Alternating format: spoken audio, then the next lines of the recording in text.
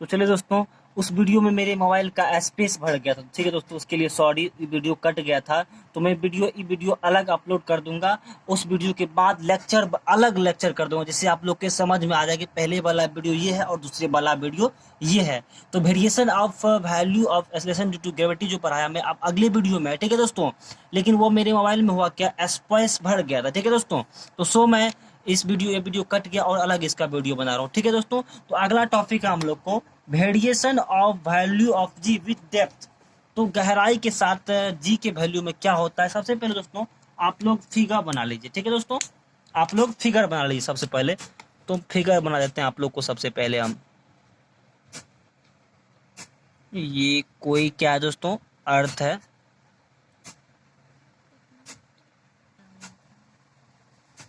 ये आप लोग का कोई क्या हो गया, अर्थ हो गया। ठीक है दोस्तों, ये आप लोग का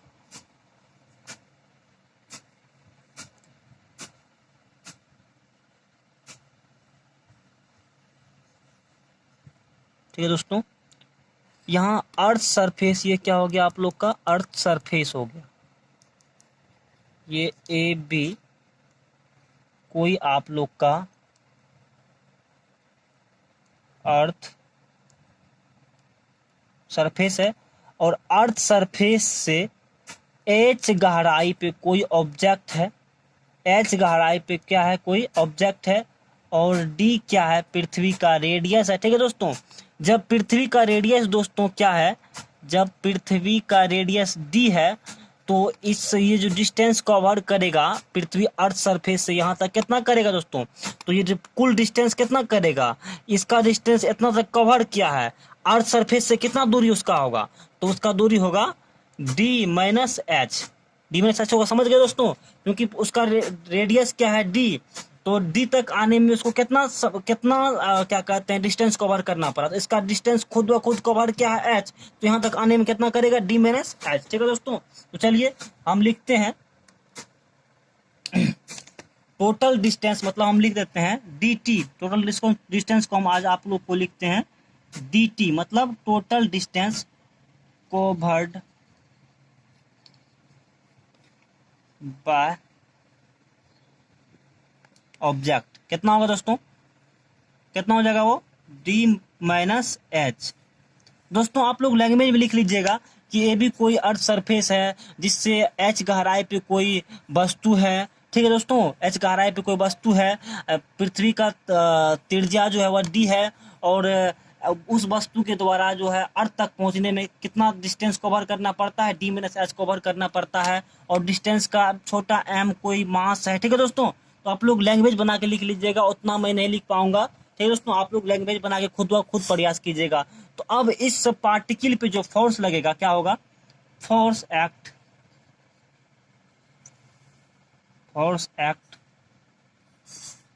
ऑन द ऑब्जेक्ट। कितना लगेगा दोस्तों, फोर्स कितना लगेगा, जी बड़ा एम छोटा एम बटा डिस्टेंस का स्क्वायर। डिस्टेंस कितना दोस्तों, कुल डिस्टेंस डी माइनस एच का होल स्क्वायर। इसको हम मान लेते हैं इक्वेशन 1। ठीक है दोस्तों, इसको क्या मान लेते हैं हम, इक्वेशन 1। ठीक है दोस्तों, ये क्या है, गुरुत्व बल जो वस्तु पे लग रहा है वो है, क्या है वो, गुरुत्व बल जो वस्तु पे लग रहा है। दोस्तों यहाँ पे हम एम को क्या करते हैं, डिफाइन कर लेते हैं। दोस्तों एम क्या है, एम जहाँ क्या है, एम बराबर मास ऑफ अर्थ। ठीक है दोस्तों, मास ऑफ अर्थ है। ये क्या है, मास ऑफ अर्थ का मास है। पृथ्वी का क्या है, द्रव्यमान है। ठीक है दोस्तों, हम लोग द्रव्यमान कोई फॉर्मूला में फंसा लेते हैं। तो हम लोग डेंसिटी इक्वल टू क्या जानते हैं, हम लोग डेंसिटी जानते हैं। डेंसिटी जो है उसको हम डेंसिटी को रो से डिनोट करते हैं। डेंसिटी किसको कहते हैं दोस्तों, तो इकाई यूनिट वॉल्यूम में जो मास होता है उसको हम लोग क्या कहते हैं, डेंसिटी कहते हैं। यूनिट वैल्यू में जो मास होता है दोस्तों उसको हम लोग क्या कहते हैं, डेंसिटी। क्या कहते हैं दोस्तों, डेंसिटी कहते हैं। तो डेंसिटी बराबर क्या हो जाएगा, मास बटे वॉल्यूम। बट क्या है, हम लोग क्या करते हैं, पृथ्वी के मास के लिए निकाल रहे दोस्तों, तो बड़ा एम हो जाएगा। क्या हो जाएगा, बड़ा एम हो जाएगा। दोस्तों हम लोग को मास एम को ही फाइंड करना है ना, तो एम इक्वल टू क्या हो जाएगा, रो इंटू भी। ठीक है दोस्तों, एम इक्वल टू क्या हो जाएगा, mass equal to density into volume, इसको भी आप लोग याद रखेंगे दोस्तों, बहुत इंपॉर्टेंट चीज आप लोग को बता रहे हैं हम, ठीक है दोस्तों। अब हम क्या करते हैं, हम एज्यूम कर लेते हैं, वी एज्यूम हम लोग मान लेते हैं कि क्या है, अर्थ इज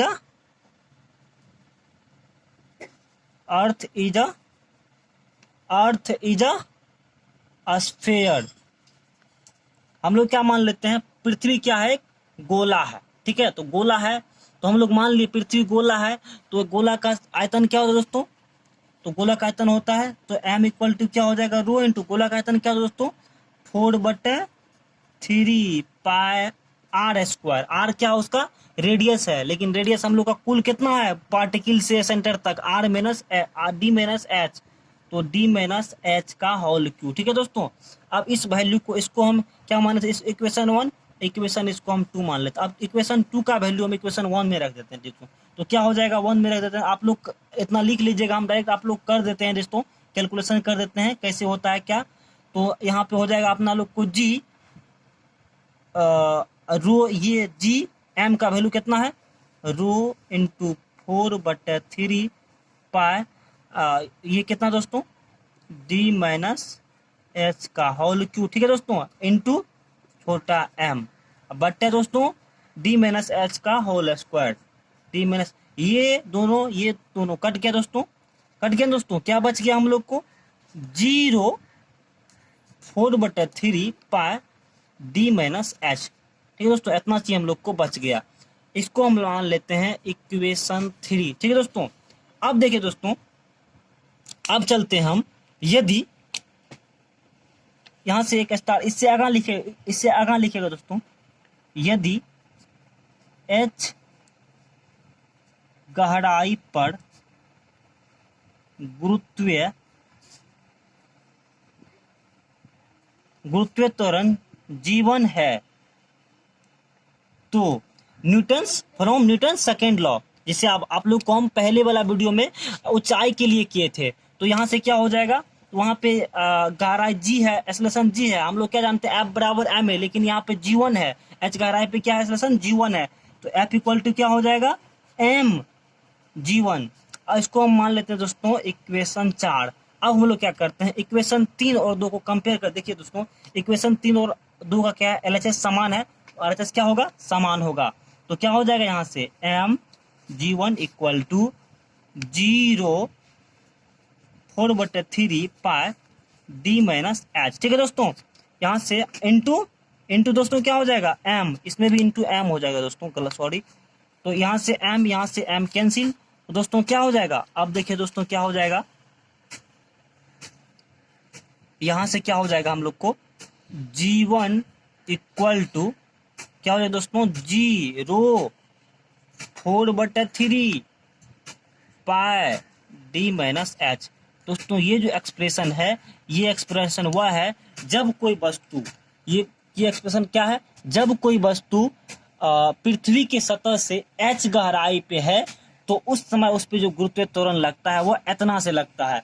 अर्थात दोस्तों हम लोग क्या कर सकते हैं, ये डिपेंड किस पे करेगा, हमेशा h पे डिपेंड करेगा, क्योंकि ये भी कांस्टेंट, ये भी कांस्टेंट, और ये भी कांस्टेंट, और उसका रेडियस भी कांस्टेंट। अर्थात यदि पृथ्वी का गहराई, यदि कोई वस्तु ज्यादा गहराई में जा रहा है, तो उसमें डी माइनस एच का वैल्यू क्या होगा, घटेगा। यदि दोस्तों ये वैल्यू, यदि एच बढ़ेगा, यदि गहराई बढ़ेगा, तो डी माइनस एच क्या होगा, घटेगा। यदि डी माइनस एच घटेगा दोस्तों, यहाँ से डायरेक्टली प्रोपोर्शनल टू है, वहां से हम लोग को जी भी घटेगा, दोस्तों। चलिए मैं आप लोग को इसका ओपन करके बताता हूँ, ठीक है दोस्तों। आप लोग यदि स्क्रीनशॉट लेना चाहेंगे तो ले सकते हैं दोस्तों, आप लोग यदि स्क्रीनशॉट लेना चाहते हैं तो ले सकते हैं। मैं आगे बढ़ता हूँ, ले दोस्तों। तो चलिए मैं आप लोग को आगे कैलकुलेट करके बताता हूँ कैसे बढ़ता है घटता है। तो ठीक है दोस्तों, चलिए आप लोग को ओपन करके, अभी क्या है आप लोग को, G1 equal to G rho 4/3 pi D minus H. ये एक्सप्रेशन किसके लिए हुआ दोस्तों, यदि कोई वस्तु पृथ्वी की सतह से क्या है, h गहराई पे है। ये एक्सप्रेशन किसके लिए दोस्तों है? यदि कोई वस्तु पृथ्वी के सतह से गहराई पर है। ये एक्सप्रेशन किसके लिए दोस्तों होगा? यदि कोई वस्तु क्या है, पृथ्वी से h गहराई पर है। ठीक है दोस्तों, तो चलिए आप लोग को इस एक्सप्रेशन को हम ओपन करके बताता हूं कैसे बढ़ेगा कैसे घटेगा। दोस्तों ये कांस्टेंट आता तो प्रोपोर्शनल टू, ये सब कांस्टेंट प्रोपोर्शनल टू क्या हो जाएगा दोस्तों? रो और d माइनस एच। अब देखिए दोस्तों, यदि h बढ़ेगा तो इसमें से ज्यादा घटेगा, तो इसका मान d माइनस एच का टोटल वैल्यू क्या होगा? घटेगा। दोस्तों देखिए, यदि h बढ़ेगा, गहराई बढ़ेगा, तो क्या होगा? d माइनस एच का वैल्यू क्या होगा? घटेगा। और यदि d माइनस एच का वैल्यू घटेगा तो डायरेक्टली प्रोपोर्शनल टू है। यदि ये बढ़ेगा तो ये भी बढ़ेगा, ये घटेगा ये भी घटेगा, तो क्या होगा दोस्तों? g ऑलवेज घटेगा।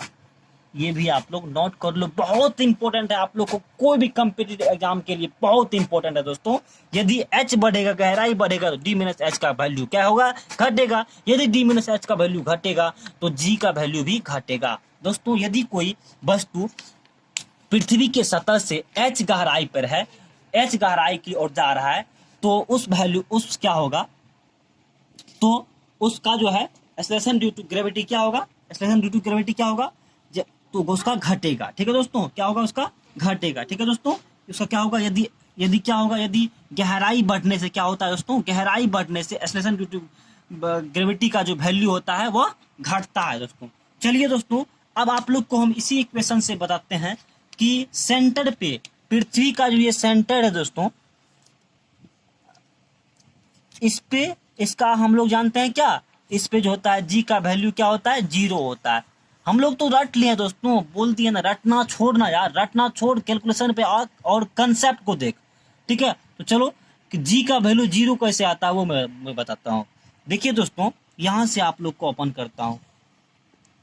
देखिए दोस्तों, ये सेंटर पे ये पार्टिकल पहले कहाँ था? h, अर्थ के सरफेस से h गहराई पे था, लेकिन ये पार्टिकल अब यहाँ पे आ गया, यहाँ पे आ गया। ठीक है दोस्तों, जब यहाँ पे आ गया तो इस पार्टिकल के लिए ये इसका क्या था? गहराई था, लेकिन अब जो ये क्या है? रेडियस हो गया। ठीक है दोस्तों, ये क्या है? रेडियस। लेकिन अब पार्टिकल के लिए भी तो यही रेडियस हो गया, अर्थात इस सेंटर पे आ गया, जो रेडियस इसका वो रेडियस वही। तो यहाँ पे क्या हो गया दोस्तों? इस पार्टिकल की कंडीशन लिख लो, जब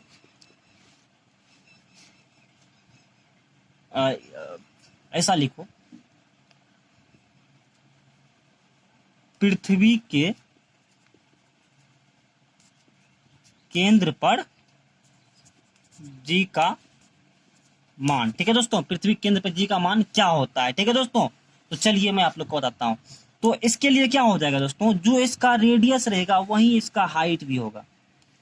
आप लोग को बता दिया हूं कि केंद्र पे आ गया, यही रेडियस वही इसका हाइट भी होगा, यही उसका हाइट अर्थ के सरफेस से क्या होगा? यदि मान लीजिए इस पार्टिकल यहाँ आ गया, तो अर्थ सरफेस से जो इसका हाइट होगा अर्थ सरफेस से, वही तो उसका रेडियस होगा।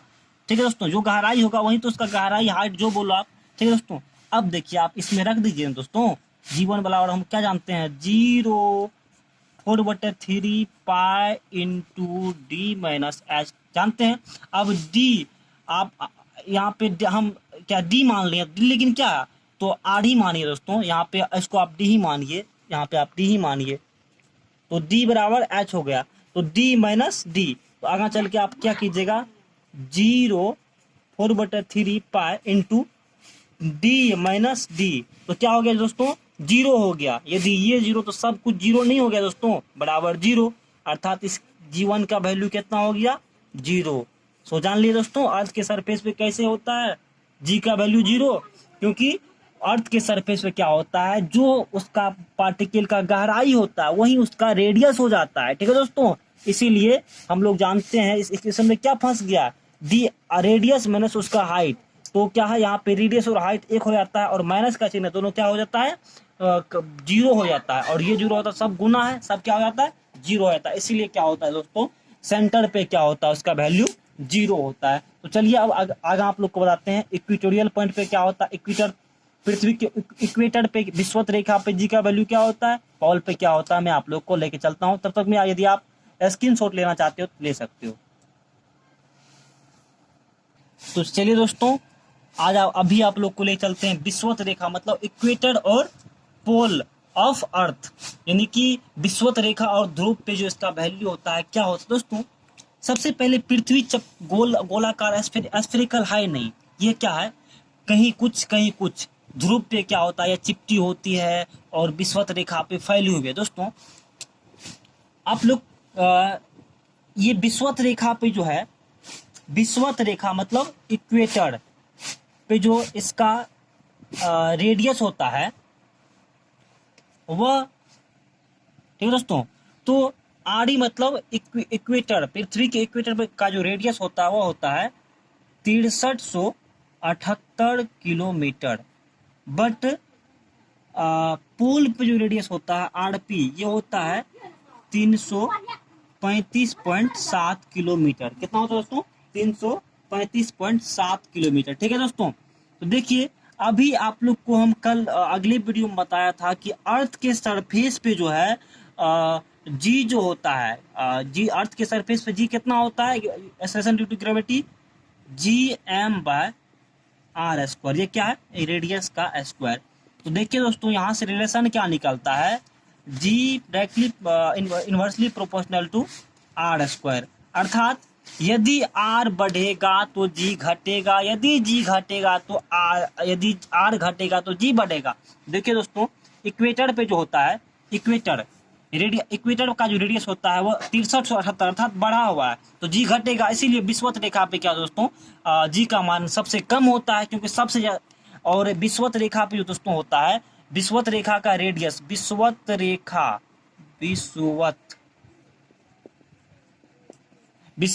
का जो त्रिज्या होता है दोस्तों सबसे अधिक होता है। इसीलिए विषुवत रेखा पर गुरुत्वीय त्वरण का मान सबसे कम होता है।